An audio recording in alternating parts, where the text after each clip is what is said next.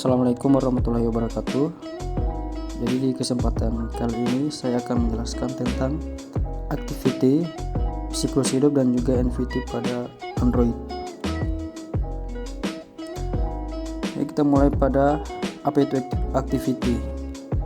Jadi activity adalah sebuah komponen aplikasi yang menyediakan layar yang digunakan pengguna untuk berinteraksi guna melakukan sesuatu, misalnya memilih nomor ponsel, mengambil foto, mengirim email atau menampilkan peta. Nah, tiap activity itu diberi sebuah jendela untuk menggambarkan antar muka penggunanya.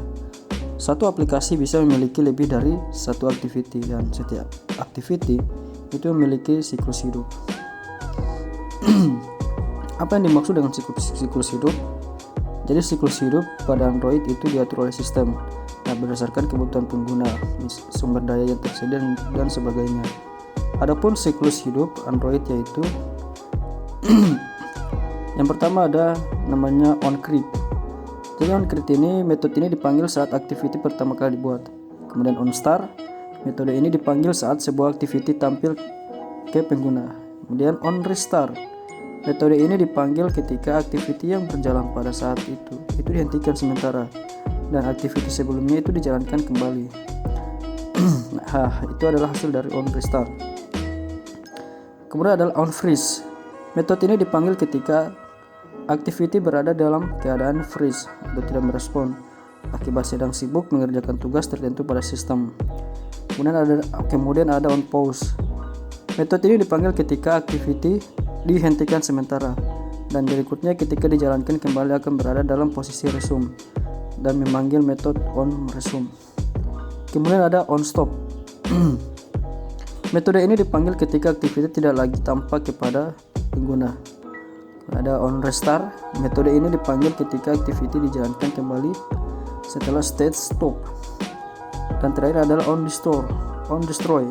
Metode ini dipanggil sebelum aktivitas dihancurkan oleh sistem, baik secara manual maupun untuk kepentingan pelonggaran memori.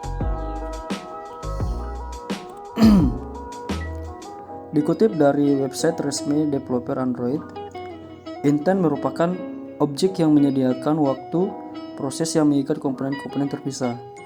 Nah, intent ini biasanya digunakan untuk berpindah ke activity lain pada aplikasi Android.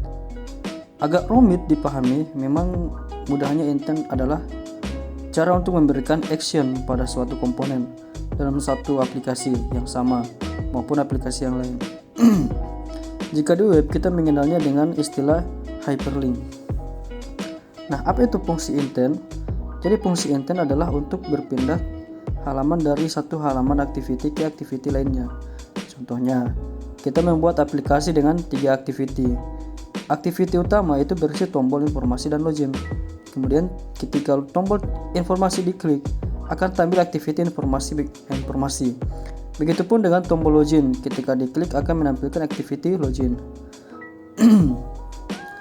Kemudian, untuk mentransfer data dari satu activity ke activity lain, contohnya pada saat kita mengisi data pada activity login, maka nanti akan ditampilkan informasinya pada activity informasi user. Next, untuk memanggil activity pada internal Android, seperti melakukan dial number atau open email ataupun lainnya.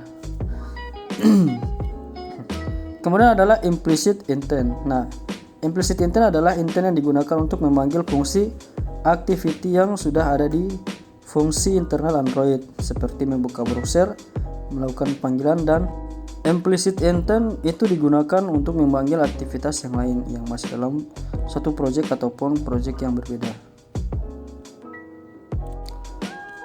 Jadi demikian adalah penjelasan tentang activity, siklus hidup dan juga intent pada aplikasi Android.